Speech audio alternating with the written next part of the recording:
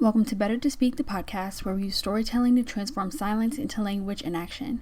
I'm your host, Kési Felton. Today's episode is the second part of a two-part episode on the coronavirus pandemic. I originally tried to record this episode a few weeks ago and just generally didn't like it, which is neither here nor there, but mainly I wanted to do an episode specifically talking about how this pandemic is disproportionately affecting Black communities.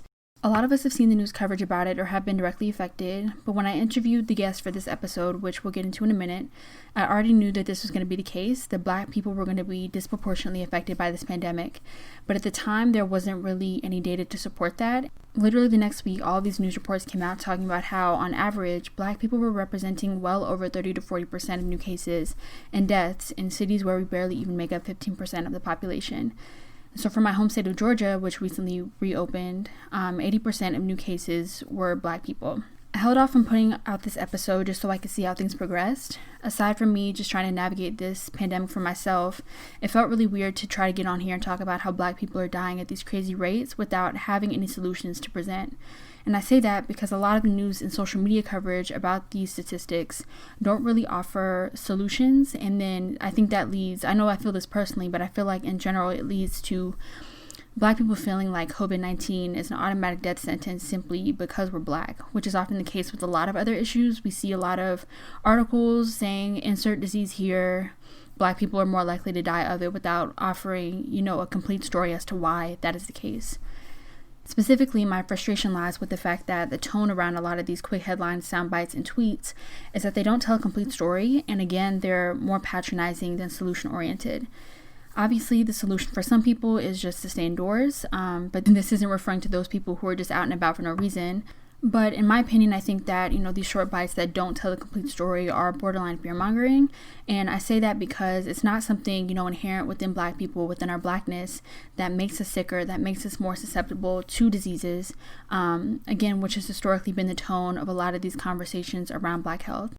Especially now that states are preemptively opening back up, it's important to think about how this is impacting and will continue to impact Black and brown people.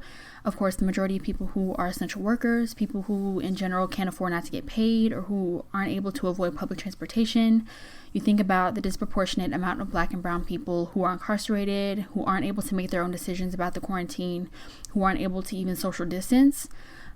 People also bring up, the pre-existing conditions, but then often ignore the environmental racism that goes hand in hand with that. In an article by Al Jazeera, racism has a biological impact on Black and brown bodies. The chronic stress of everyday racism makes people sicker.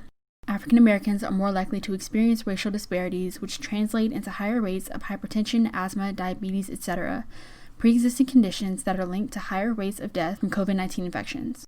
Many of these chronic illnesses emerge from environmental factors, such as Black Americans living in underserved neighborhoods that are disproportionately subjected to a lack of clean water, such as in Flint, Michigan, or higher rates of air pollution, such as in the historically Black neighborhood of Harlem in New York City. Apart from environmental racism, Black communities also face lower rates of healthcare coverage and are less likely to be taken seriously by a doctor, which also exacerbates health inequities. I thought that pretty much summed up the factors that add a little bit more nuance to these headlines, that Black people are more likely to suffer from coronavirus. Because again, I think some of the messaging and tone that people are taking, although it's obviously well-intentioned, doesn't look at or include that full picture and acknowledge the greater systemic forces that are at play during this pandemic and that aren't just going to immediately go away, which I feel like leads to these broader feelings of helplessness. About a month ago, I spoke with Mercilla Ryan-Harris, who's a public health professional and co-founder of Black Health, which is an Atlanta-based organization founded by alum from Emory University's Rollins School of Public Health. Again, when we spoke, we didn't have the data to support the fact that Black people were going to be disproportionately impacted by the coronavirus, but we did have an insightful conversation about how medical racism and the Black community's historic relationship with the healthcare system would eventually play out during the coronavirus pandemic. To address this outright, as a healthcare professional, what was your reaction to seeing the, Black people are immune to this virus all over social media? That was very alarming and upsetting because I know, some people were just making a joke of things, and that's fine. Everything is funny, but it's just very important in situations like this that, viruses don't discriminate. So it does not matter your race, religion, ethnicity, none of that matters to a virus. They just see a host and that's it. So I think that that narrative coming out so early could potentially be damaging moving forward, just because with things that we're seeing with this virus and how we know with a lot of different things, Black people tend to be disproportionately impacted. And so narratives like that are just kind of not good at all. And speaking of the ways that Black people are disproportionately impacted, I've seen just already through news reports the racial inequities that are already being exacerbated because of this pandemic. So, for example, we saw Kayla Williams, a Black woman in London who just passed away at 36 because of the virus, and she was told that she wasn't a priority. So, how is that affecting the U.S.'s ability to slow down the spread of the virus? Honestly, we were kind of talking about this yesterday, and we just feel like we're going to just continue to see a cycle of the same things that we've already seen. Like, I don't think the virus is only going to highlight the broken system that was already in place. Like you said, the woman in London was told that she wasn't a priority. I can imagine here in the States that we will see continued signs like this. I know, even finding testing services is, difficult. So we think about like, what is that, how, like, Black people going to access testing services, especially if they're being turned away because they're asymptomatic, even though we know that people who are asymptomatic are still passing the virus. And then you also think about, the people who are still having to go to work every day, are the blue collar workers. And that tends to be jobs where Black people are overrepresented. So, even in healthcare, personal care, gig economy jobs, fast food, people that work at, grocery stores and Walmart. So, these are all people who are going to have high exposure risks.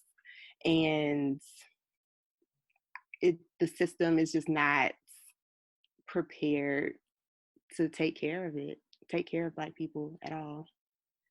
And then are there any like organizations like Black Health who are working to, alleviate this? Like, what is the response from community in order to help? Yes, so I know there are a lot of organizations here in Atlanta currently that are doing work, and organizations outside of Atlanta. Black Women's Health Imperative is one there outside of Atlanta. They're a really great organization. They do a lot of work in advocacy around Black women's health.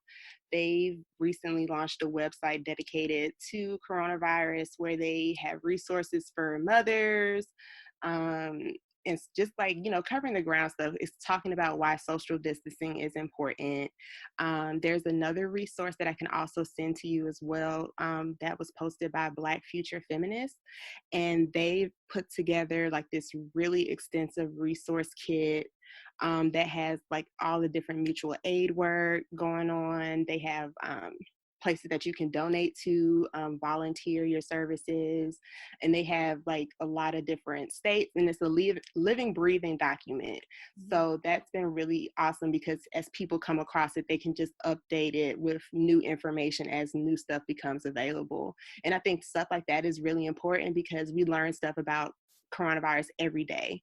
So I think it's important to have like just living, breathing documents of exchanges of information, just to make sure that all the information being put out is accurate and not damaging.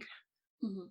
Are we likely to see any data on like demographics about who's, being impacted by the coronavirus or how it's spreading? Like, I know you said that it doesn't, obviously doesn't see race or like geographic location or anything like that, but are we likely to see those like more specific data? I hope so, but I don't, it's hard to say because even now, like the research coming out of China and Italy, like they're not really classifying their data by demographics outside of age. Mm-hmm. So I think maybe it'll be something that happens later. But it would be really interesting to see that now. But I think it's also hard because everything is just kind of underreported at this time because there is no, people who need to get tested can't access testing. And so it's hard to really get the data that we need to. Right. And then seeing how, like, what you said about testing, how we see all these celebrities coming out saying that they're, got their test results or whatever, while everyday people are struggling to get tests. What is your opinion about that? I think, it's just another unfortunate reality of living in America. The rich and powerful have access to things that the everyday person doesn't. Because like you said, you see these celebrities who say that they were asymptomatic, but they were able to get a test. Mm-hmm. But your next door neighbor who's probably asymptomatic can't get a test. She can call and say, hey, I just want to get tested for myself. And they'll say, hey, what are your symptoms? Oh, you don't have any. We're not going to test you. So I think, that also just and I think all of that just kind of creates mistrust, because now you hear people saying like, oh, I think these celebrities are just getting paid to say that they have it. And one, I don't really know what the benefit would be of that in the first place. But I think, in a time like this, you don't need anything to create mistrust. And unfortunately, it's just a lot of that happening. And I don't necessarily think that, the response has just been where it should be. Black people have historically had a strained relationship with the healthcare industry. So how does the coronavirus pandemic fit into that relationship? And then how would you, as a public health professional, what would you say to people who still may be wary of going to the doctor and getting or trying to seek treatment during this pandemic? Yeah, I mean, I definitely understand people's hesitancy because, like you said, in the Black community, healthcare has not been on our side. And I definitely understand, people's apprehension. But in a time like this, especially, so again, you have the conspiracy theories that this was a man-made virus, which it wasn't. Research has already come out that this was a naturally evolved virus. And then even with testing, and then you talking about developing of a vaccine, there are just all these different layers of like Black people not trusting those institutions. And so I think from a public health side, we just really want to educate people and give them the facts so that they can make educated decisions and not decisions based upon inaccurate information. So definitely just making sure that people just have all of the right information is just really the most important thing right now. Mm-hmm. And what is the most important piece of information that you would want people to know in order to protect their health, or in the event that they do end up contracting the virus?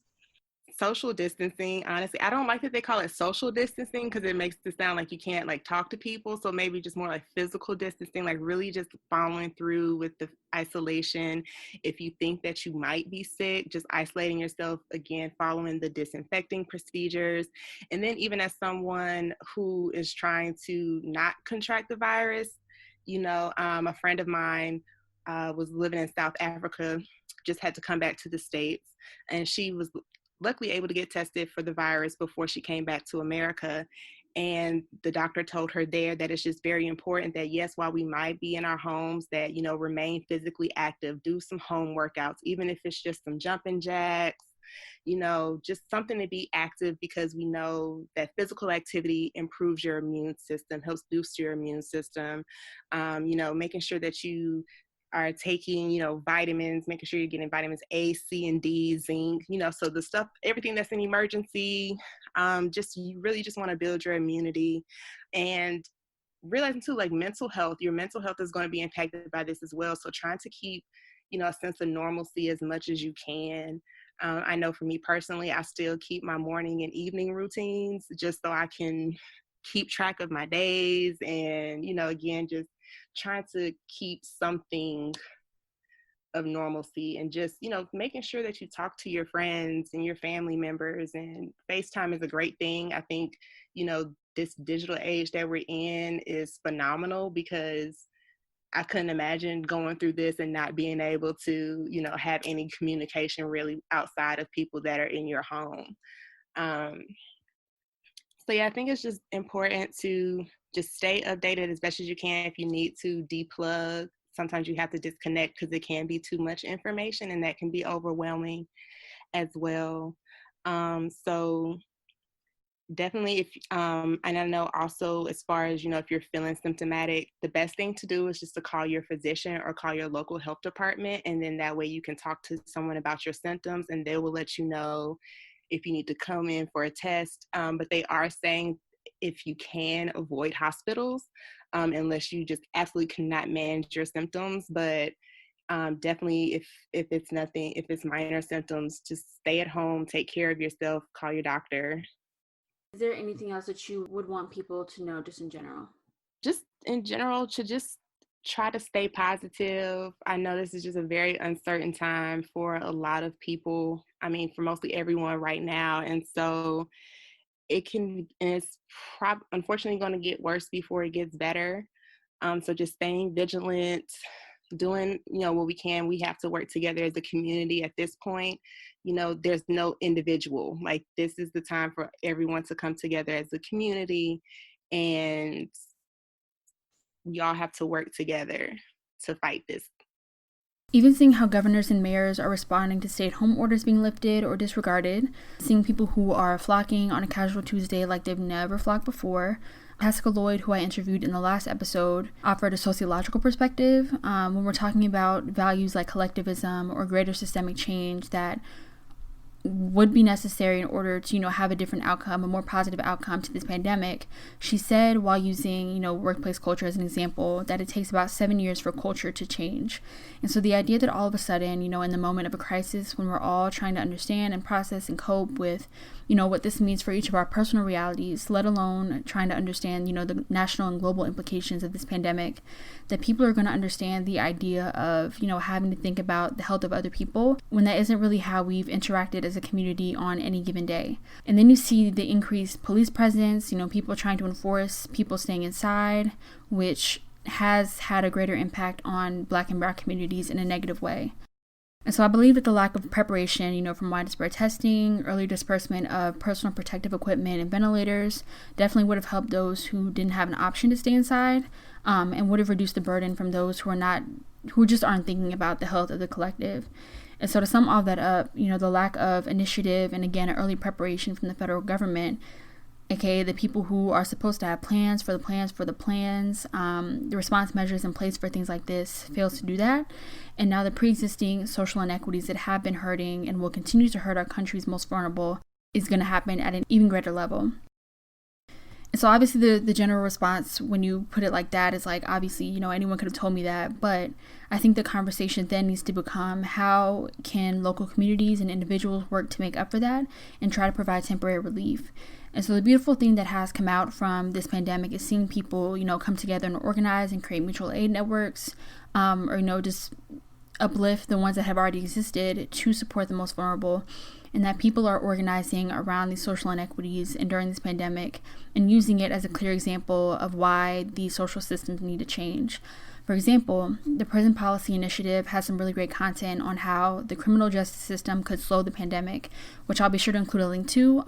But with that said, there are 3 key things that I want us all to take away from this if you're able to do so. 1, support mutual aid networks or volunteer or financially support those hit hardest by the pandemic. 2, educate yourself on the issues through the stories of people from vulnerable communities and the organizations advocating on their behalf to understand and experience outside of your own. 3, learn more about and support universal policies currently on the table that ensure support for those that need it most, like the Rent and Mortgage Cancellation Act, also known as HR 6515. So this bill specifically addresses how the health crisis coincides with the ongoing housing crisis, which I believe opens the door for, the kinds of policies that are usually deemed as radical. The most important thing with these kinds of policies is that they show us how inconsequential certain things are. Like, this has been a lot of the conversation happening on social media, like things like rent and fare for public transportation and all these other things that are so often like unnecessarily reinforced, were literally in place just to burden poor people for no reason. It's not that the way things were so set in stone that we couldn't change them, or that any movements to change them were so incredibly radical. It's the idea that actually taking care of and prioritizing the people is literally not in the vocabulary of the American government. And so just to remind everyone, we are in the middle of an election, so do with that information what you will. Of course, on the local level, because that's something that we vote on too, but of course, again, on the national level, But to reiterate the 3 key things that I mentioned earlier, tapping into mutual aid networks if you're able to, and educating yourself on the issues. Better to Speak has a community resource guide with links to mutual aid programs and articles that talk about how specific vulnerable populations are navigating this crisis. And finally, even if these policies don't get passed, I believe that it's really important to stay informed about them and take note of what they're specifically asking for and understanding how that would play out in your community, what the specific implications would be. And even if, you think of yourself or how this would impact you and your community, even if it doesn't have a huge difference for you, think about the most vulnerable and marginalized people and think about how that policy would impact them, because seeing these types of universal policies on the table is one way to start reimagining what systems could look like on a policy level. The biggest thing that I want to end on is that a lot of people are talking about how things will look after this and if we'll quote unquote go back to normal, or if things will change for the better or for the worse. And I think that if we kind of just sit around and ride this out, assuming that it doesn't continue to get worse, things will definitely go back to how they were, which obviously wasn't really great to begin with. Reading the room, of course, these are conversations to be had secondary to prioritizing your health and wellness and that of your family and communities. But I think that it would definitely be a missed opportunity to allow things to just go back to normal and not use this time to educate ourselves and become activated with causes that are doing the work to build a more equitable future. I'm definitely a firm believer in local community organizations that aim to supplement government social programs, because I feel like they're often the ones that are more attuned to the specific needs of community members that they serve. But a lot of times those organizations and leaders aren't able to get the funding they need or the manpower to really execute their plans. So going back to the community resource guide, I tried to focus on organizations that are Black-led or Black women-led, or in general working specifically to serve Black people. But of course, there are a lot of organizations doing a lot of great work that need our support to keep doing that work. It's also a really great opportunity to just learn about what organizations are out there doing the work, and more importantly, how, those running for office have measured up regarding their coronavirus response. Again, we are in the middle of an election, and so I think taking note of how people who, want your vote, or who are claiming to want your vote, or who are aiming to serve your community are actually doing that, because this is, the perfect time to prove, okay, are you actually doing that work when you don't necessarily have a position yet? That's it for this episode. Again, please continue to prioritize your health and the health of those around you by staying home if you can, washing your hands, again, staying home if you can for those in the back. You can find Better to Speak on social media at bettertospeak_, or at our website, bettertospeak.org, which is where you can also find the community resource guide. Make sure to tune in to future episodes where we'll dive into various socio-political topics with the goal of transforming silence into language and action. Once again, I'm your host, Kési Felton. Thank you for listening.